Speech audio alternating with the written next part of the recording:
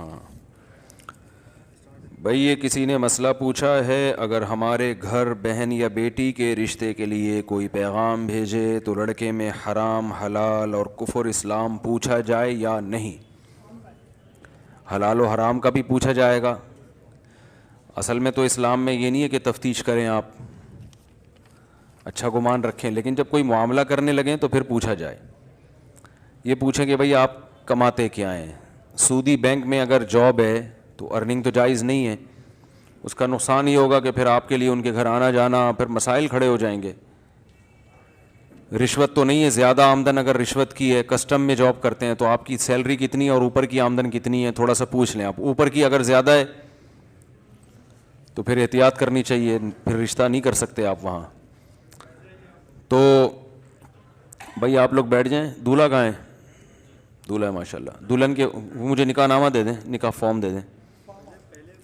بس چلتے رہیں آپ، چلتے رہیں، چھوڑ دیں اس کو، وہ آ جائے گا نا، نکاح نامہ آ جائے گا۔ اچھا بھائی، فجر اور مغرب اور عشاء میں امام اونچی آواز میں تلاوت کرتا ہے تو ظہر اثر میں آہستہ کیوں کرتا ہے؟ اگر ظہر اثر میں اونچی کرتا اور عشاء میں آہستہ کرتا تو آپ کہتے ہیں وہاں آہستہ کیوں کرتا ہے؟ ٹھیک ہے نا۔ اگر پانچوں میں بلند آواز سے کرتا آپ کہتے ہیں پانچوں میں آہستہ کیوں نہیں کرتا؟ پانچوں میں آہستہ کرتا تو آپ کہتے ہیں پانچوں میں بلند آواز سے کیوں نہیں کرتا؟ تو یہ اللہ اس کے رسول نے جیسے بتا دیا بھائی اسی طرح کیا جا رہا ہے۔ جیسے میں نے بتایا تھا نا، کوئی بھی کسی بھی ٹائم پہ مر سکتا ہے، اللہ کی مرضی ہے۔ تو ایسے ہی اللہ نے جو نمازوں میں کہہ دیا اونچی پڑھو ہم اونچی پڑھ رہے ہیں، جو میں کہہ دیا آہستہ پڑھو ہم آہستہ پڑھو۔ اگر ہمارے گھر، ہاں یہ ہو گیا بھائی، نکاح نامہ دے دیں ذرا اسپیڈ کے ساتھ۔ مولانا طارق جمیل صاحب کے بارے میں اہل حق علماء کیا کہتے ہیں؟ علماء میں اکثر لوگ مولانا صاحب کو برا بھلا کہتے ہیں۔ استغفر اللہ۔ دیکھو مولانا، میں نہیں کہتا مولانا سے کوئی غلطی نہیں ہوئی ہے، بعض چیزوں میں ہمیں بھی اختلاف ہے ہمارے بڑوں کو، کچھ چیزوں میں وہ تو علماء کا ہوتا ہے، لیکن چند چیزوں میں اختلاف کی بیس پہ کسی کے ایسے الفاظ استعمال کرنا جو ہم نے دیکھا ہے جن کو ان سے اشکالات ہیں نا، تو وہ ایسے بہت ہی غلط قسم کے الفاظ استعمال کر رہے ہوتے ہیں، تو یہ 100% غلط ہے۔ اللہ نے ان سے جو دین کا کام لیا ہے نا، ہزاروں لوگوں کی اصلاح کا ذریعہ بنے ہیں، تو اگر آپ کو ان کی کسی چیز سے اختلاف ہے تو آپ کہتے ہیں بھائی میں اس چیز میں مجھے ان کی رائے سے اختلاف ہے، بس ختم ہو گئی بات۔ تو یہ کیا کہ کوئی بندہ ہی اگر غلط ہو نا تو آپ اس کو غلط کہہ سکتے ہیں، کوئی آدمی غلط ہے، جیسے ہمارے جو سابق تھے پرانے، جن کا میں نام بار بار لیتا رہتا ہوں مثال میں، اب اگر وہ 2-4 غریبوں کو کھانا کھلاتے ہوئے آپ نے دیکھ لیا، ہمارے سابق صدر جو تھے پرانے، جو بہت کامیاب صدر تھے، آپ نے دیکھا وہ کسی غریب کو روٹی کھلا رہے ہیں، تو اب یہ تھوڑی کہ آپ کو ماشاءاللہ بہت اللہ نے حضرت کو نوازا ہے، اب بولو کہ بھائی کروڑوں کے منہ سے نوالا چھینا ہے تو 2-4 کو اگر انہی سے چھین کے ادھر پارسل کر دیا تو کیا ہو گیا؟ 2-4 کو تو سبھی کھلا ہی دیتے ہیں۔ تو یہ دیکھا جاتا ہے کہ کوئی بھی شخص جس کے بارے میں آپ بحث کر رہے ہیں وہ آدمی ٹھیک ہے یا غلط ہے، تو اگر آدمی ٹھیک ہے تو طریقہ کار سے اختلاف ہو سکتا ہے، یہ رائے کا اختلاف ہو سکتا ہے، لیکن اس میں اتنی غلط زبان استعمال کرنا جو لوگ کر رہے ہیں، یہ آپ کو قیامت کے دن اس کا جواب دینا پڑے گا، یہ آپ اپنے اعمال کو برباد کر رہے ہو۔ تو اللہ نے ان سے بہت زیادہ اصلاح کا کام لیا ہے۔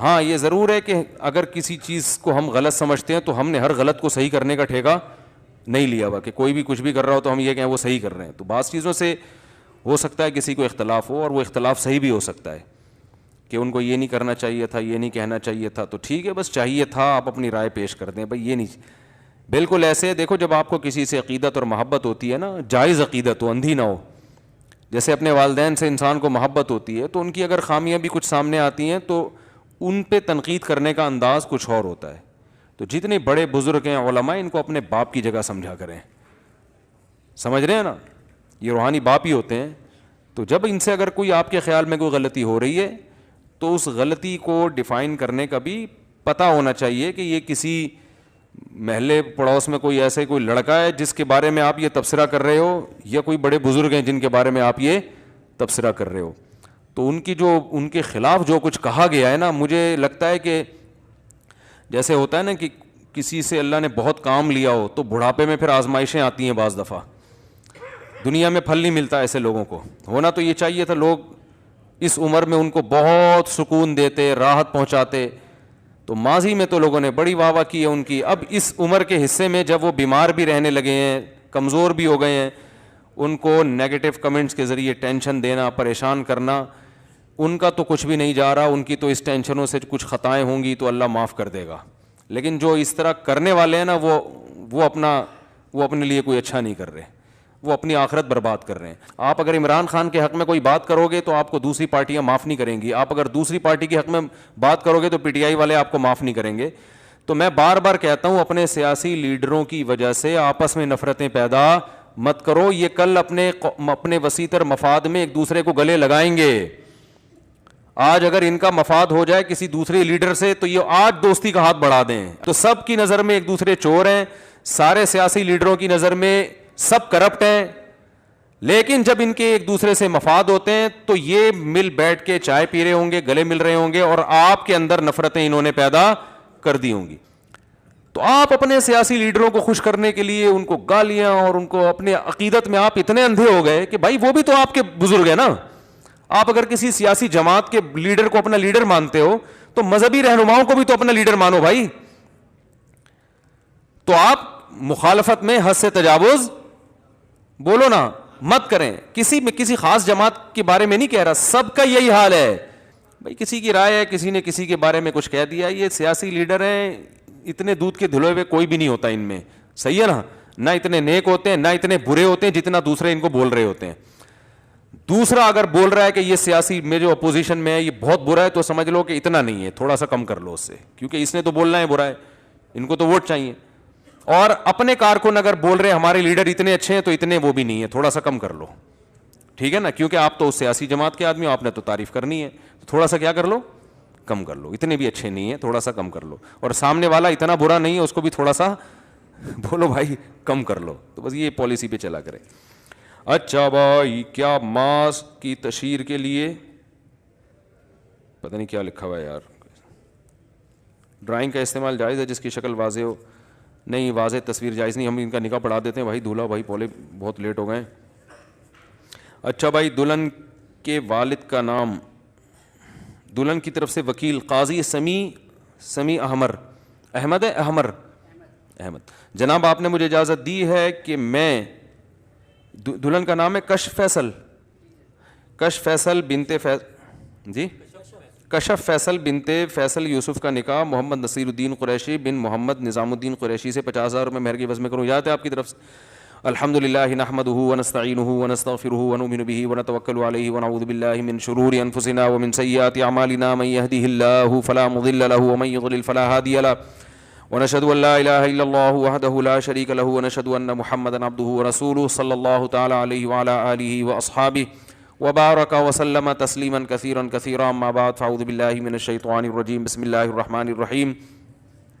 یا ایھا الناس اتقوا ربکم الذی خلقکم من نفس واحدۃ وخلق منها زوجها وبث منهما رجالا کثیرا ونساء واتقوا الله الذي تساءلون به والأرحام إن الله كان عليكم رقيبا. وقال تعالى يا أيها الذين آمنوا اتقوا الله وقولوا قولا سديدا يصلح لكم أعمالكم ويغفر لكم ذنوبكم ومن يطع الله ورسوله فقد فاز فوزا عظيما. وقال النبي صلى الله عليه وسلم النكاح من سنتي وقال فمن رغب عن سنتي فليس مني. وقال النبي صلى الله عليه وسلم تزوجوا الودود الولود فإني مباهي بكم الأمم.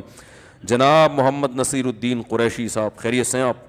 محمد نصیر الدین قریشی ولد محمد نظام الدین قریشی، میں نے آپ کا نکاح 50,000 روپے مہر کے عوض میں کشف فیصل بنت فیصل یوسف سے کیا. قبول کیا آپ نے؟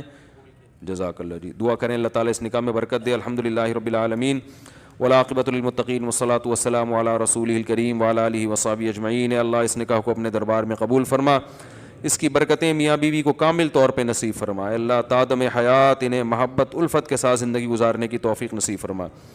آپس کے اختلاف و انتشار سے، لڑائی جھگڑوں سے، ہر قسم کے شر و فساد سے اللہ ان کی حفاظت فرما. اے اللہ اس نکاح کو ان دونوں کے خاندانوں میں بھی جوڑ کا ذریعہ بنا، محبت الفت کا ذریعہ بنا. آپس کے اختلاف و انتشار سے، شیطان کے ہر قسم کے شر سے اللہ ان دونوں کے خاندانوں کی حفاظت فرما. جس کی جو جائز مراد ہے اللہ اس کی مراد کو پورا فرما. اللہم انا نسألک من خیر ما سألک منہ نبیک محمد صلی اللہ علیہ وسلم ونعوذ بک من شر ما استعاذک منہ نبیک محمد صلی اللہ علیہ وسلم. انت المستعان وعلیک البلاغ ولا حول ولا قوة الا باللہ صلی اللہ تعالی علی خیر خلقہ محمد وعلی آلہ وصحبہ اجمعین برحمتک یا ارحم الراحمین. تھوڑے سے سوال باقی ہیں, 10 منٹ میں ہم جو بیٹھنا چاہیں بیٹھ سکتے ہیں, جانا چاہیں جا سکتے ہیں. اچھا بھائی یہ بھی جواب ہو گیا جلدی جلدی اسپیڈ کے ساتھ. 1 منٹ. میں نصف پنڈلی تک ازار رکھتا ہوں, عام طور پر تو لوگ میرا مذاق اڑاتے ہیں اوپر کر لو کہ اور اوپر کر لو. اصل تو نبی صلی اللہ علیہ وسلم کی سنت یہی ہے, لیکن ہمارے حضرت فرمایا کرتے تھے کہ اس زمانے میں گنجائش پر بھی عمل کر لیں تو بہت ہے. تو ٹخنے نہیں ڈھانکیں, بس ٹخنے سے اوپر کر لیں آپ, بہت زیادہ اوپر نہ کریں, کیونکہ اس سے کیا رواج نہیں ہے نا ایک چیز کا, تو اس سے لوگوں کے دلوں میں ایک خطرہ ہوتا ہے کہ دین سے دور نہ ہو جائیں. تو گنجائش پہ بھی عمل کر لیں, انشاءاللہ کافی ہے یہ. کیا میزان بینک سے گھر بنانے کے لیے قرضہ لینا جائز ہے؟ جائز ہے. آپ کہتے ہیں کہ چہرے کا پردہ اختلافی مسئلہ ہے, جگہ ہمیں اگر راہ چلتے ہوئے کسی خاتون کی آنکھیں بھی نظر آئیں تو ہم فدا ہو جاتے ہیں. یہ آپ کی یہ خصوصی پیکیج ہے جو, اسی وجہ سے ہم کہتے ہیں کہ خواتین آنکھوں کا بھی پردہ کریں, ٹھیک ہے نا, کیونکہ فدائی بہت ہیں اس دنیا میں. اسی وجہ سے کہا جاتا ہے کہ آنکھیں بھی چھپائیں, فتنے کا دور ہے نا. تو اختلافی کا مطلب راجح قول یہی ہے کہ چہرہ چھپانا جوان عورت پہ فرض ہے, راجح قول تو یہی ہے. قرآن میں ہے کہ جو تقوی اختیار کرے گا اس کے لیے آسانی پیدا ہوگی, قرآن کی بات تو برحق ہے, لیکن ہم نے دیکھا جتنا دین پہ چلتا ہے اسی میں مشکلات ہوتی ہیں. تقوی کا مطلب یہ جس راہ میں جس فیلڈ میں آپ کام کر رہے ہیں اس فیلڈ میں تقوی, یعنی اس میں شریعت کے حکام کو فالو کریں تو وہ اس میں آپ کے لیے آسانی ہوگی, اور یہ آسانی مستقبل کے لحاظ سے ہوتی ہے. سمجھ رہے ہیں آپ, اگر 2 نمبری سے کوئی کام کرتے ہیں تو وقتی فائدے ہوتے ہیں, اس کے دیر پا فائدے نہیں ہوتے, نقصانات ہوتے ہیں. تمیز سے ایمانداری سے اللہ کے خوف کے ساتھ کوئی کام کریں گے تو اس میں اللہ آپ کے لیے آسانیاں پیدا کر دے گا. تو ظاہر ہے شروع میں کچھ مشکلات ہوتی ہیں, پھر آسانیاں پیدا ہوں گی. یہ مطلب ہے اس آیت کا.